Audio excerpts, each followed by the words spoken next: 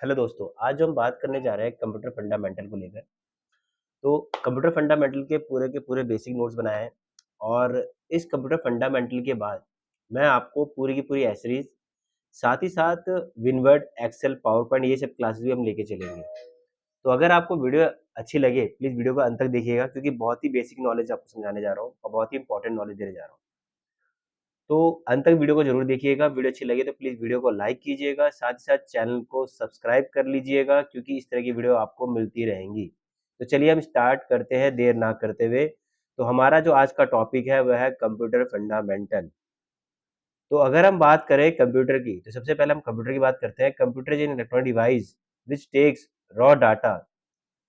Raw data means input ले रहा है कुछ भी from the user and process through set of instructions called program and gives the result output. Computer can process both numerical and non-numerical arithmetic and logical calculations. Computer was invented by Charles Babbage. The brain of computer is called Central Processing Unit. Central Processing Unit has three major parts: memory unit, control unit, and arithmetic logic unit. तो आपको पता चला कि देखिए सबसे पहले तो computer की बात। कंप्यूटर एक इलेक्ट्रॉनिक डिवाइस मशीन है, आपने सुना ही सुना है कि एक तो एक हमारे काम को बहुत ही ज़्यादा ईजी और बहुत ही ज़्यादा फास्ट तरीके से करता है।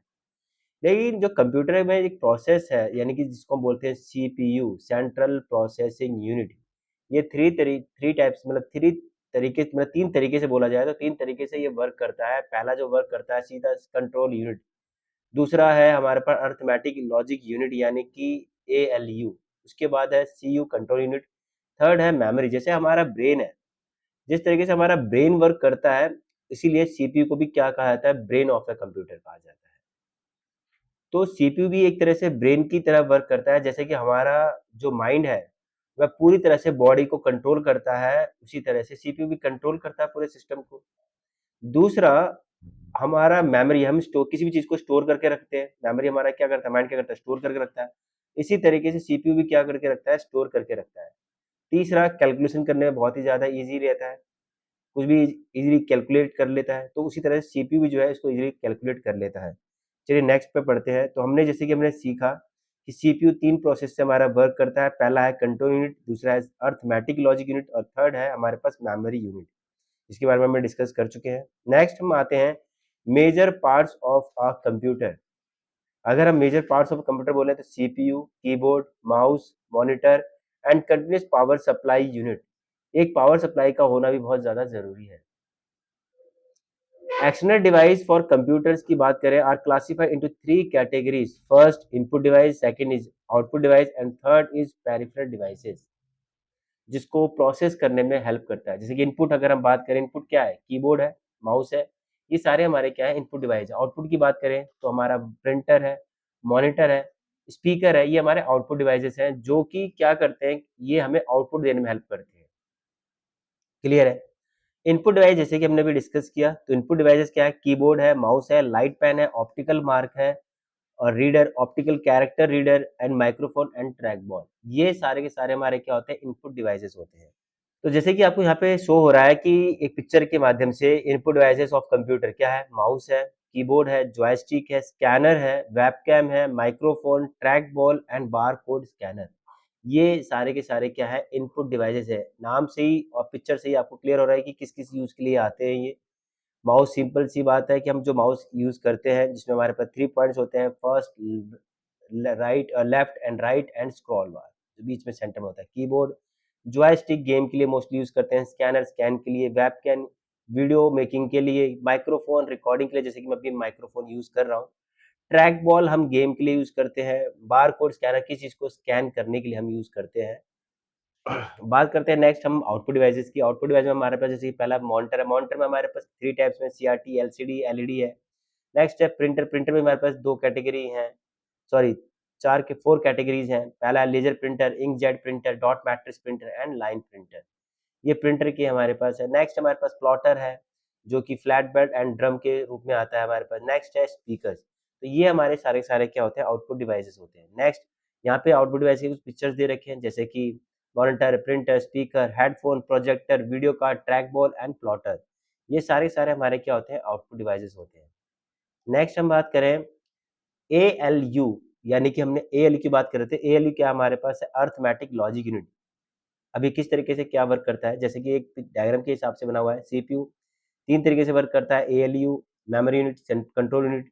अब ये उसके बाद ALU performs all arithmetic operation, जैसे कि addition, subtraction, multiplication, division etcetera.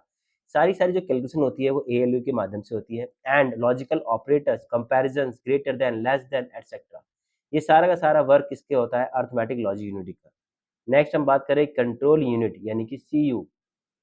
It is referred as a control unit. CU यानी कि control unit performs all major operations like input, output and processing. Next हम बात करें memory की. It is classified into two categories: primary memory and secondary memory. Primary memory consists of RAM and ROM. Secondary memory include devices like hard disk, CD, DVD, pen drive, zip drive, etc. यानी जो भी हम external जो storage device है, simple सी भाषा में कहें तो वो हमारे पास क्या है? सेकेंडरी मेमोरी है। और जो इंटरनली जो हम अगर हम मेमोरी के यूज कर रहे हैं तो वो हमारे पास क्या है? प्राइमरी मेमोरी, जिसमें हमने रैम और रोम की बात करी। नेक्स्ट हमारे पास आता है software. Software it is referred as a set of programs. Software can be broadly classified as system software and application software. System software जैसे कि हमारा ओएस ऑपरेटिंग सिस्टम होता है, बाय डिफॉल्ट हमें जो सॉफ्टवेयर मिलते हैं उनको हम सिस्टम सॉफ्टवेयर बोलते हैं। फॉर एग्जांपल हम इसको बोल सकते हैं जैसे कि नोटपैड, वर्डपैड, कैलकुलेटर, ये सारे के सारे हमारे पास क्या होते हैं? System software. Application software are general package and customize packages, यानी सिंपल सी भाषा में कहें, जिस सॉफ्टवेयर को हम इंस्टॉल कर रहे हैं अपने वर्क के अकॉर्डिंग, उन सभी एप्लीकेशन, उस सभी को हम एप्लीकेशन सॉफ्टवेयर बोलते हैं। जैसे कि MS word, tally, Corel Draw, ये सारे सारे हमारे कौन से होते हैं? एप्लीकेशन सॉफ्टवेयर होते हैं। लैंग्वेजेस की बात करें, the computer language is use to write programs और any specific application broadly. The computer language can be classified into three categories: assembly language, machine language and high level language. Machine level language or machine code consist of binary code. It is directly understood by the computer. Both machine and assembly language are hardware specific. A high level language is a programming language that use English and mathematical symbolises instructions.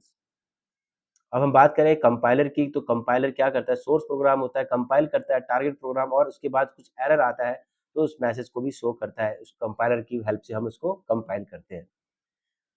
Definition देखें, it converts the high level program into machine code. It scan the entire program at a time. उसे एक ही time पे वो run करता है और एक ही time पे उसको चेक करता है। Programming language like C, C plus plus and Java uses compilers. Compilers का ये सारे जो प्रोग्रामिंग है इन सभी का यूज ये करते हैं। नेक्स्ट है हमारे पास इंटरप्रेटर। ये क्या है? Interpreter also converts the high level programs to machine level languages. It interprets the program line by line. Interpret takes less amount of time to analyze the source code. Programming language like Python, JavaScript, user interpreter, ये सारे सारे जो software है हमारे पास, ये इस तरह का इंटरप्रेटर यूज करते हैं, चेक करते हैं प्रोग्रामिंग को, और वो किसके माध्यम से? इंटरप्रेटर की। तो गाइज आज की हमारी क्लास इतनी ही थी। आई होप कि आपको क्लासेस अच्छी लगी होगी। अगर क्लास अच्छी लगी हो तो प्लीज़ वीडियो को लाइक कीजिएगा, चैनल को सब्सक्राइब कीजिएगा, बेल आइकन पे जरूर क्लिक कीजिएगा ताकि जब भी हमारी कोई वीडियो आए इस तरह की आपको मिलती रहे। मिलते हैं नेक्स्ट वीडियो में, नेक्स्ट क्लास में। Thank you for watching. जी हाँ, एक चीज़ और बताना चाहूँगा, डिस्क्रिप्शन पे कुछ लिंक दिए गए हैं जैसे कि टेलीग्राम के, फेसबुक के, उन लिंक को क्लिक कर लीजिए, उसको मतलब क्लिक करके उसको एक्सेप्ट कर लीजिएगा, फॉलो कर लीजिएगा, क्योंकि वहाँ पे भी आपको नोट्स और वीडियोज़ के माध्यम से आपको काफ़ी अच्छी क्लासेस मिलेंगी। आपको नोट्स के लिए कोई प्रॉब्लम नहीं होगी, आपको नोट्स, वर्कशीट सब कुछ मिलता रहेगा, प्रॉपर तरीके से आपको वर्क मिलता रहेगा, आप उसको ज़रूर फॉलो कर लीजिएगा।